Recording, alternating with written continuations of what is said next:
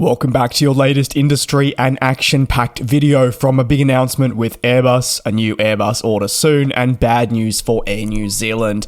Want to begin with Airbus making an announcement surrounding its future in China, confirming that it has opened its second final assembly line in the region for the A320 family. For the plane maker, the latest facility opening has been a long time in the making, with an agreement initially reached in April 2023 between the CEO and various other parties to make this a reality.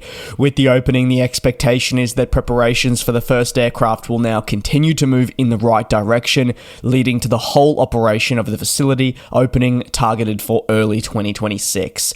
Airbus said it's very pleased to welcome the second line to China in what is now an ever-evolving global production system, but more importantly, it aligns with the manufacturer's hope of eventual production increases. With the A320neo program in such high demand, Airbus has made it clear that it wants to assemble 75 aircraft from this broader family per month in 2027, an ambitious feat when considering the recent supply chain struggles that have impacted the business. As a result, however, of these ambitions, the manufacturer recognizes that it needs to scale production in some way, and the opening of the new facility enables it to strengthen its partnership with China's civil aviation community. This new line will directly tie in with an increase in production planned for customers, not just within China, but also for those in neighboring locations, with greater access and support for specific airlines. Additionally, with a global production network spanning in other markets like that of 4 in Hamburg, Germany, 2 in Toulouse, France, 2 in the United States, and now 2 in China, this is a crucial step in expanding its global coverage.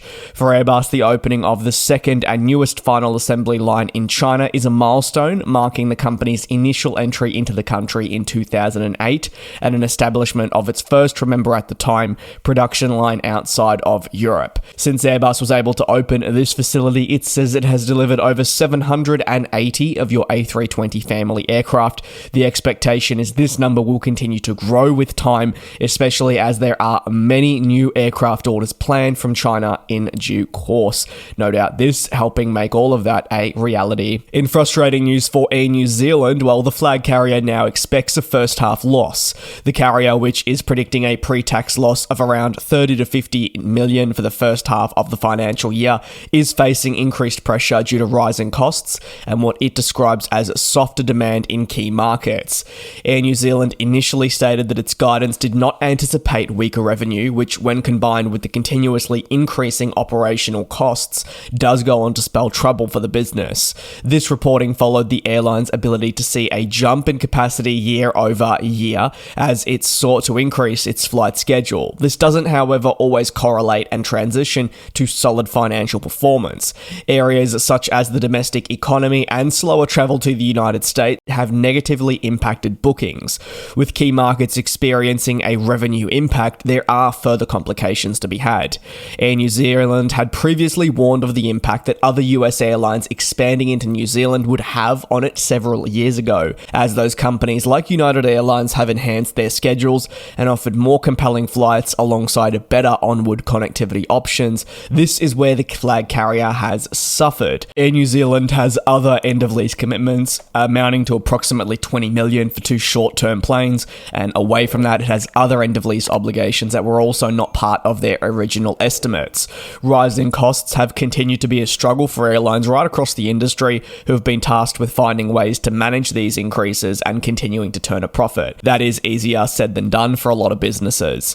In the case of Air New Zealand, its position does not necessarily come as a surprise, given years of turbulence, including the impact of its home country's pandemic response, which substantially affected recovery and led to a slower rebound than in other markets. And while I talk about a lot of the struggles that the airline has been posting, this is not even factoring in the ongoing engine complications, which have really hurt Air New Zealand across recent years.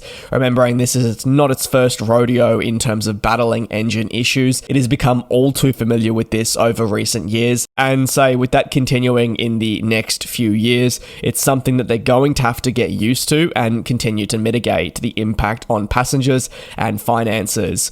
Over to the final story, where it sits with Airbus once more, who have really been put forward an RFP by Air Mauritius as this company looks to grow its fleet.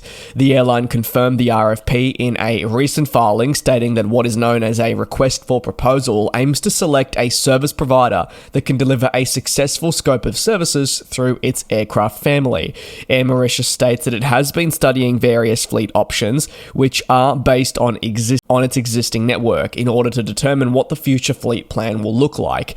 At its core, Air Mauritius is turning to Airbus to replace its interim A330-200 fleet, harness future fleet growth, achieve a return on investment, and gain greater flexibility and resilience across its day-to-day operation.